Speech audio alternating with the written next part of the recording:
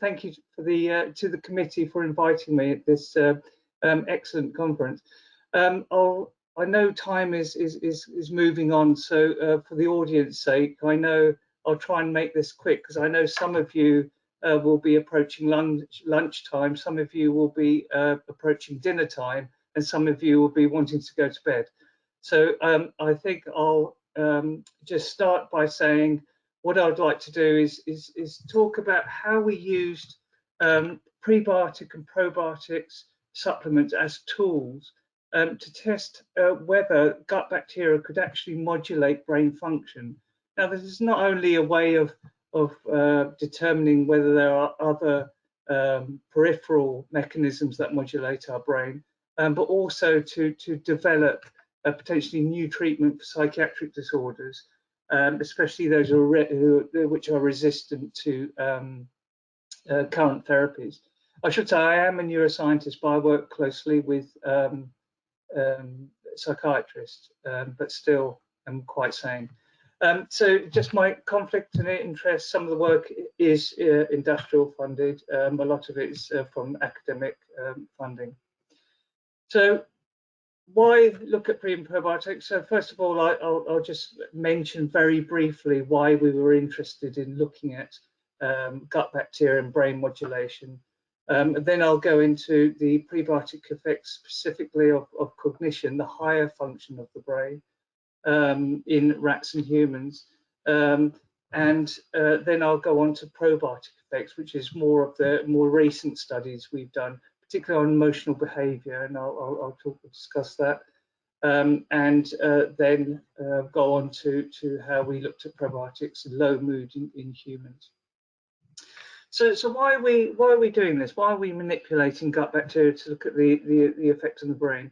Well, the influence of gut bacteria on host metabolism and immunity has been known for a long time, but it wasn't until 2004 when Sudo and his colleagues showed that germ-free mice had a high response to stressors. Okay, so there were highly stressed, anxious animals in the absence of gut bacteria, as opposed to their counterparts, control counterparts, which, when exposed to a stressor, showed a normal response. So these were hyper responsive to stress. Now, we were interested in this in particular because not only did they show the stress response we exaggerated in these mice, but also in the brain, the glutamate NMDA receptor subunits and obligatory subunits, the NR1, NR2A, were reduced in the brain. Now, I'm particularly interested in the NMDA receptor because it mediates. It's important for the maturation of the brain, particularly cognitive function. And its hypofunction has been implicated in pathogenesis of schizophrenia. So my research mainly focuses around ways of augmenting this receptor. And so we started looking at manipulating gut bacteria to achieve this, based on Sudo's work showing that germ-free animals, a complete absence of gut bacteria, reduced these receptors in the brain. So first of all, prebiotics. Why did we want to go to prebiotics? Well, at the time when we started this, there was already, as you saw after Sudo's work, literature on how probiotics might affect brain function. But we wanted to go for prebiotics because we wanted to augment the gut bacteria that were already in the gut, the indigenous populations, which there are more of. You can manipulate more gut bacteria with prebiotics than probiotics. Obviously, probiotics are a few strains or multi-strain, but with prebiotics, you hit quite a large percentage of the beneficial bacteria. And a lot of these things are found in things we probably don't like to eat, but nevertheless they're there. And the main one is which is supplied as a supplement, the fructooligosaccharides or FOS, and these are simple short chains of fructose flanked by glucose, as I'm sure most of you know. Now, there are also galacto-oligosaccharides where instead of a fructose, there's galactose. Now, these don't normally appear naturally in nature.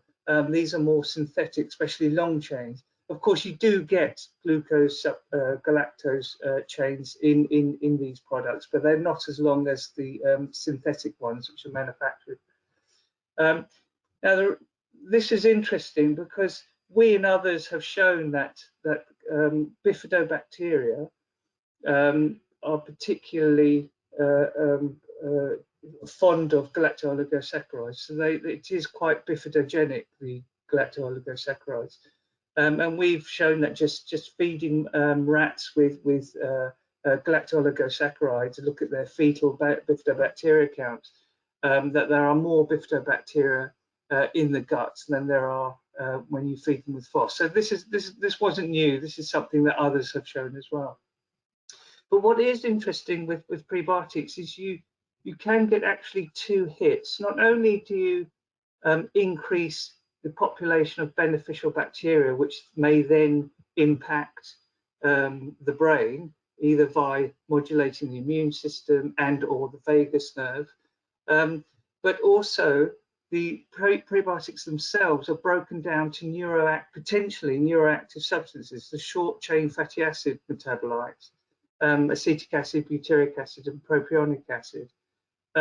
So here we thought prebiotics were good because we amplify a larger population of good bacteria already residing in the gut, and also there will be a supply of short chain fatty acids, which benefits the gut themselves. And I'll show you, I'll discuss how they might go into circulation and affect the brain.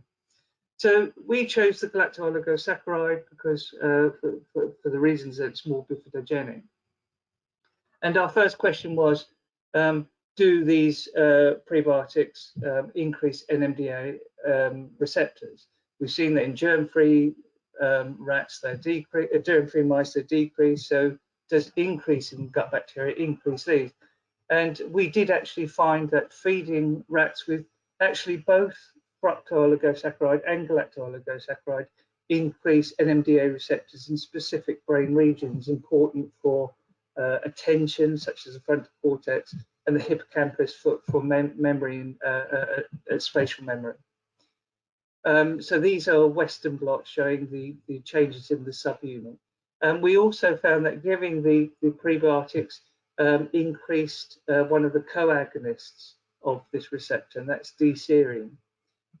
So not only did it increase the receptor, it increased the amount of the co-agonist that's needed for the receptor to function, as well as glutamate. So that was interesting.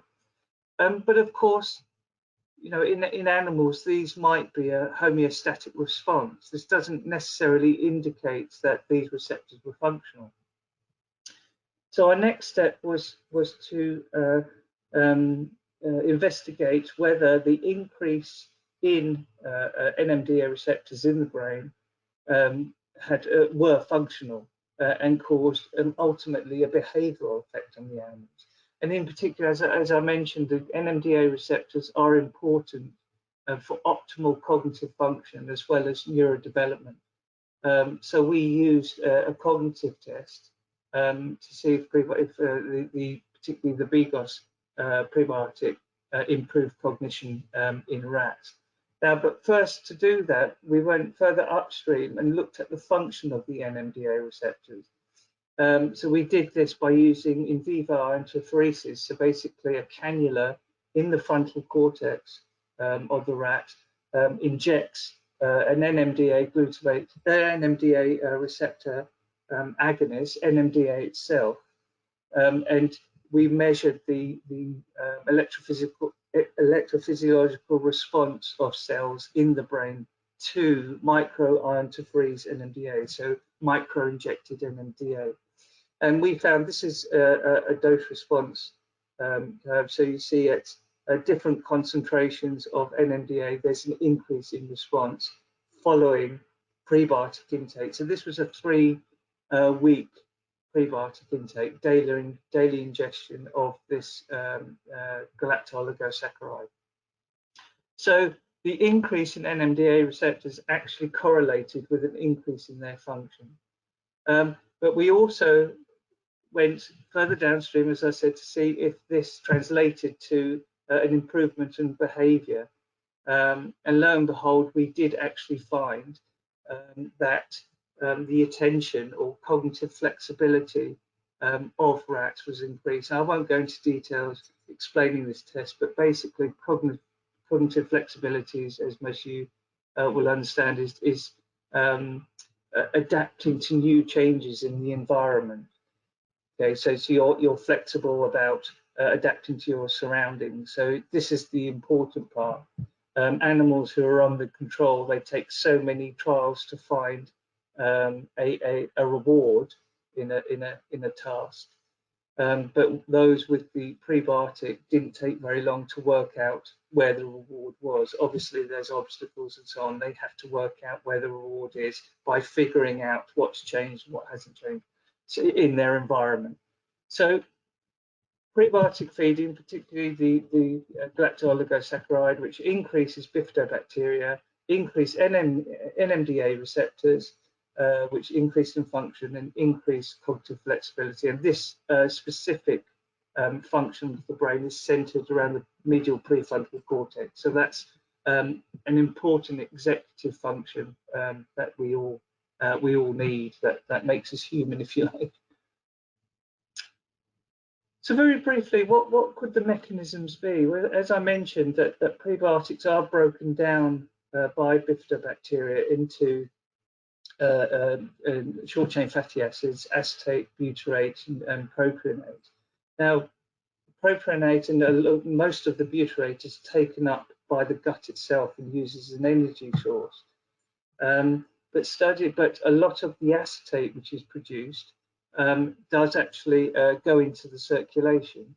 And several studies before us showed that acetate uptake, there's an interaction between NMDA receptors and acetate uptake in the brain. And indeed, pharmacological levels of acetate injected into animals reverses blockade of NMDA receptors. So if you give more acetate, NMDA receptors seem to function more. So this might be a mechanism by which the prebiotics had their pro-cognitive effect in our animals.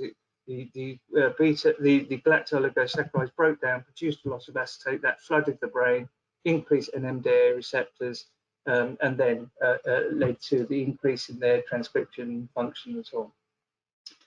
And the mechanism, as I mentioned with transcription, acetate, short-chain fatty acids are been shown to be histone deacetylase inhibitors. So when you inhibit it, histone deacetylase, yes, inhibitors. When you inhibit HDAC, you increase transcription. So this is the hypothesis where we followed that the increase in acetate might increase transcription of the NMDA receptors. However, as I emphasized, these studies have been done at pharmacological levels of acetate. What we did, when we gave the probiotic to animals, we did see an increase in plasma acetate after prebiotic feeding, and we also showed an inhibition of HDAC activity, as has been seen with pharmacological levels of acetate. However, when we injected acetate to make plasma levels comparable to prebiotic levels, not pharmacological levels, so it's 10 times lower than pharmacological levels, we didn't see an inhibition of HDAC activity. So the prebiotic reduction of HDAC, which we certainly saw, was actually acetate independent, even though it does the same thing as acetate. And we hypothesize it must be the acetate. It did seem to be, we couldn't replicate it at the levels produced by the prebiotic. So we probably, we're looking into other mechanisms, as I said, looking at the vagal gut connections and the role of the microbiome itself. We didn't actually measure microbial levels as such. So as I said, a lot of this work is mainly because our interest in improving treatment of schizophrenia, which is, affects 1% of population, is quite a severe mental illness, and there's very little treatment for that. There's psychosis, which can be treated in 70% of population of psychosis patients. 30% are treatment resistant. There's negative symptoms such as withdrawal and isolation and so on. But the thing that always occurs with schizophrenia or early psychosis is a cognitive impairment. And this is thought to be arising from a hyperfunction of NMDA receptor. So this fits in with what we're doing. We found a way of increasing NMDA receptor function, so could this work in schizophrenia? And of course, more recently, there has been links with the microbiota associated with psychosis, symptom severity. So I should say that the reason why we are interested in cognitive impairment is because this is the factor that really stops people with psychosis functioning. So even when they have medication and they're not psychotic, they still find it difficult to function in society, sustain a job, keep relationships because of their cognitive impairment, or even decreased cognitive flexibility, as I mentioned.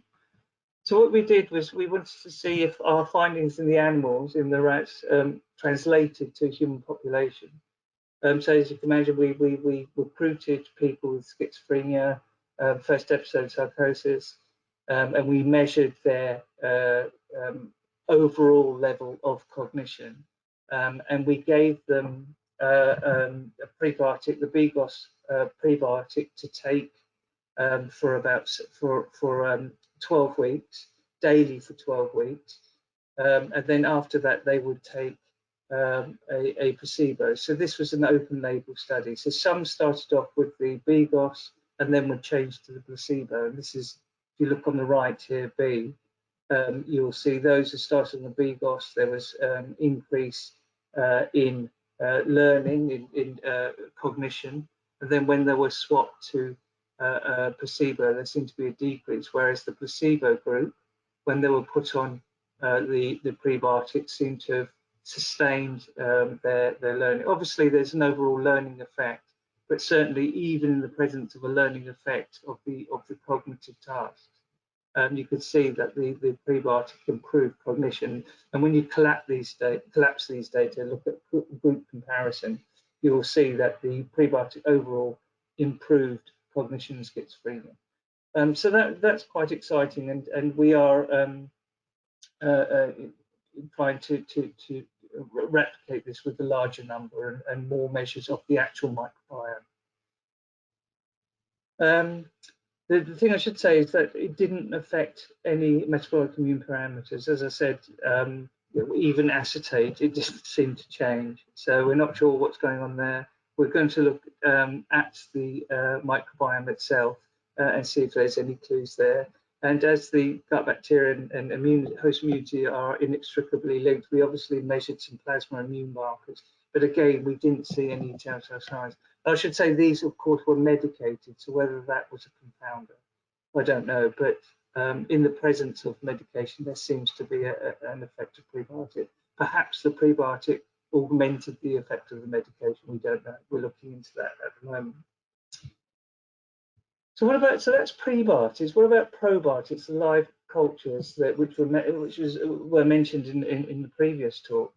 Well, since the pseudo study, there have been many articles looking at rodent prebiotics and anxiety. Anxiety is quite easy to measure in rodents. A bit more difficult to measure depression, really, which we'll discuss, and obviously impossible to measure psychosis. We don't know if rats hear voices or squeaks or whatever. So that's the so that a lot of work has been done on this. So we didn't really pick this up here until after our prebiotic studies. And because we wanted to make it translational, we were following a systematic review, which a recent systematic review concluded that the more convincing data on pre and probiotics are actually with multi-species probiotics for depression. So not so much mood in healthy volunteers, which a lot of studies have done, including ours, but actually when there's a pre-existing deficit. So clearly, with a pre-existing deficit or a model, we're more likely to see the effect of the probiotic. So what we did was we wanted to check the anxiolytic and antidepressant effect in both rats and humans. Now, a lot of the literature, there's quite a few labs doing animal studies, quite a few labs doing, or fewer labs doing human studies. But we wanted to see if the same probiotic in the same lab had the same effect in rats and humans, or similar effect, as much as can be translated. So what we did, we measure anxiety using the light dark box, where anxious animals spend longer time in the dark area of this test box, and we measured so-called depression with the forced swim test, where animals are put into some water. They naturally swim, and the faster they stop swimming, the greater the indices of so-called depression, or in this instance, maybe learned helplessness. So it's a bit controversial, but it is a quick test to see, and has been reported to be successful, showing antidepressant effect. But anyway, we gave a multi-species prebiotic, a fifth of the dose that's usually reported for mouse studies, in a strain of mice that has been shown to be anxious, an anxious type of strain. We found that after 3 weeks of study, the animals seemed to be less anxious, spent more time in the light, and their latency to go out into the light was reduced. So they were less anxious after 3 weeks. After 2 weeks, didn't see much effect. So maybe it needs time to have an effect. But in the forced swim test, we didn't really see an antidepressant effect. There was no change in latency to float or time spent floating. The greater the number of time floating, the more depressed, if you like, the animal is, or the less, conversely, the less time floating, the less depressed the animal is. So we found in the animals this multi-species probiotic, which contained bifidobacteria lactobacilli combination. I won't say the commercial product, but this seemed to have an anxiolytic but not antidepressant. Arguably, we could argue that that's not a good test for antidepressant, but like I said, it's a test that has been used for antidepressant drugs. So we were just following what's been used before. Now, we also found on the same, consistent with our interest in NMDA receptors, we did look at the expression of NMDA receptors, and we actually found a decrease in NMDA receptors, which might be actually consistent with studies in humans showing that blocking NMDA receptors has a rapid antidepressant effect. But I'm not going to show those data. I think what's more interesting is that we looked into whether the viability of the probiotic was important. So what we did was we heat killed the bacteria and compared it with, as previously, with the live bacteria. And this is the light dark box measuring anxiety again. And as you can see, animals receiving the probiotic daily, again, this was for 3 weeks as previously, were less anxious than control, but also the heat-killed bacteria. Those receiving heat-killed bacteria were less anxious. So that was interesting because it showed that viability wasn't important for the probiotic, and it also indicates that perhaps it's the bacterial cell wall that interacts directly with the host gut which initiate responses, perhaps of the vagus nerve and perhaps of the immune system, which then feeds back to the brain. Certainly, depression has been linked to an increase of a mild increase in an inflammatory response, obviously a mild one. So we did look at the immune system, and we did indeed find that interleukin-6 pro-inflammatory cytokine and interleukin-1b were decreased, perhaps more so with heat killed than with live bacteria. However, because this was also seen at 2 weeks, we don't think that the anxiolytic effect of the probiotic was mediated by the immune response. So again, we're looking into more of how we can dissect the actual pathway, the path between the gut and the brain, which is mediating the anxiolytic effect. So what about humans? So lastly, we also looked to see if we could translate our findings of the mice into humans. As I said, in the systematic review meta-analysis, it was shown that the most promising result will probably be from studies of depression and amosophies of probiotics. So we certainly we decided to recruit people with low mood according to the Patient Health Questionnaire 9. This is something that primary healthcare uses, and we chose moderate depression because these people were, although they had quite high levels of depression, they weren't receiving medication, they weren't being treated, or reluctant to seek any treatment. So we could actually have a pre-existing deficit without medication confounding any of the data. So we designed a double-blind, two-group placebo-controlled trial, 16 billion CFU per day, or placebo for 4 weeks. We did subjective ratings of depression, so we did a before and after score of depression after 4 weeks, and anxiety with state trait anxiety indices and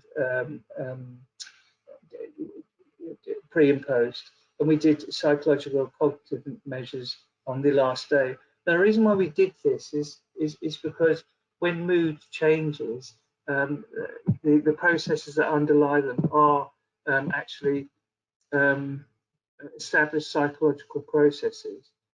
So it's not a case of we see euphoria or short-lasting euphoria at the end of the study because everyone was glad the study was over.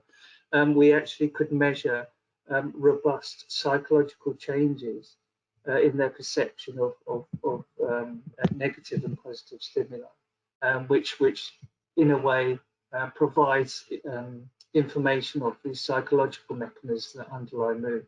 And we also measured blood immune markers, as we did with the animals, unfortunately we couldn't obtain brains, but we did the blood immune markers and the waking cortisol response. So this is the stress hormone that increases when we wake up, and we measured that before and after too. So what we found is that the multi-species probiotic actually decreased significantly depression scores in people with low mood. This indicates significant group by time interaction. There was a slight, as expected, a placebo effect, but this wasn't significant. This was more significant than the actual probiotic. So that fits in with the antidepressant profile. But interestingly, converse to the animal, it wasn't anxiolytic. So these are the readings of these are the results of the state trait anxiety inventory.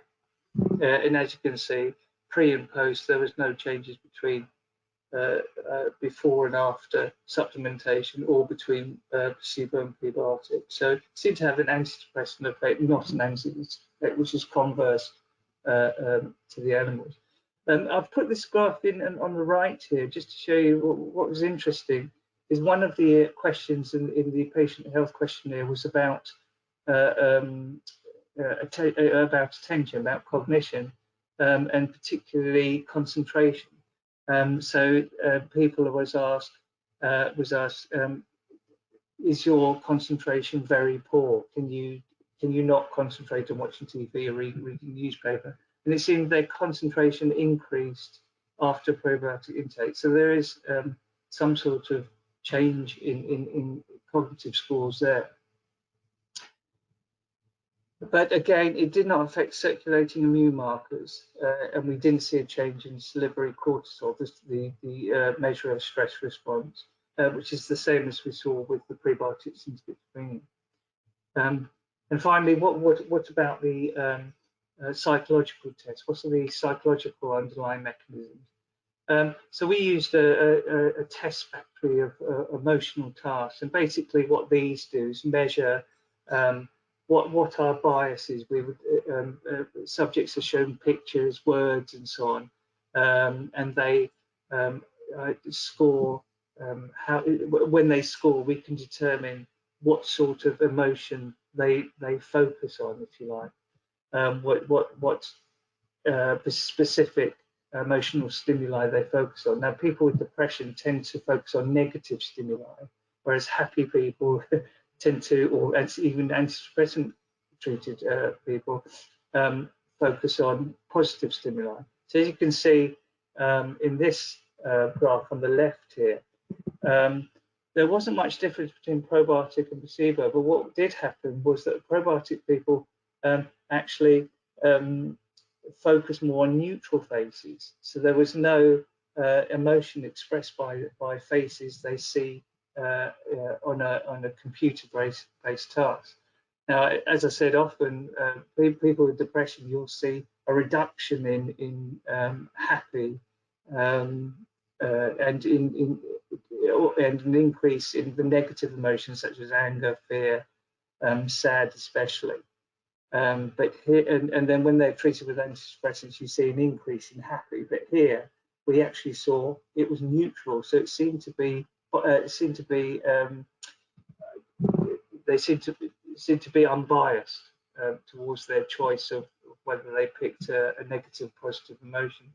And the same happened in this dot probe task, which is a measure of emotional attention. A lot of this is the placebo, but a lot of people patients who have been on antidepressants actually show this profile. They show an increased bias towards happy stimuli, but the probiotics completely annulled both emotions. So they seem to be like they don't care about which emotion they show. They seem to rather be neutral, seem to be numbed by any emotional stimuli.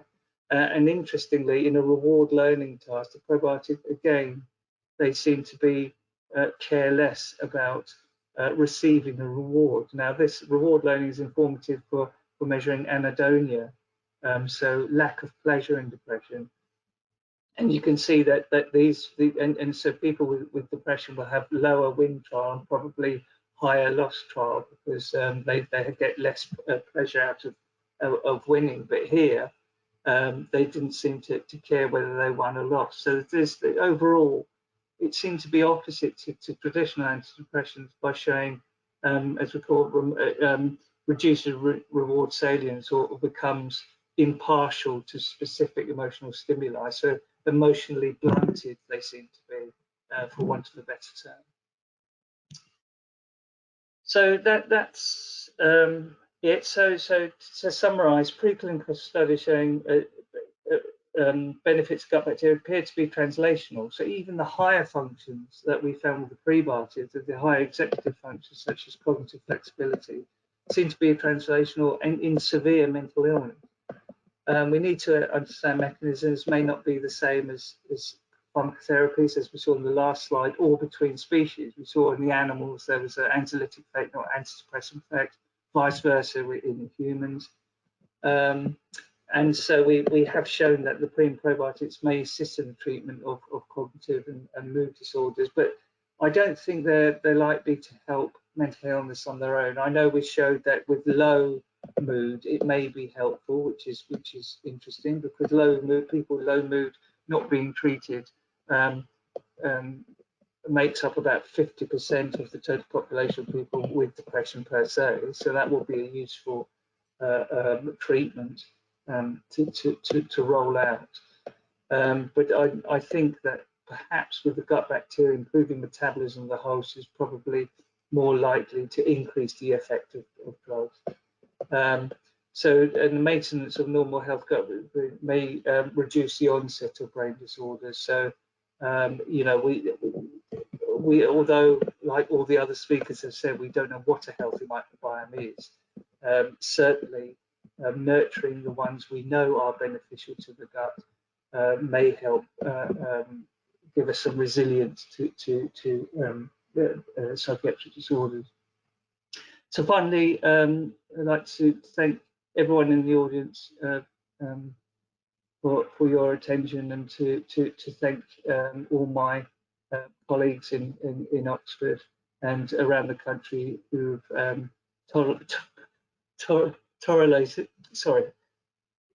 who've put up with me these past few years through my research. Thank you very much.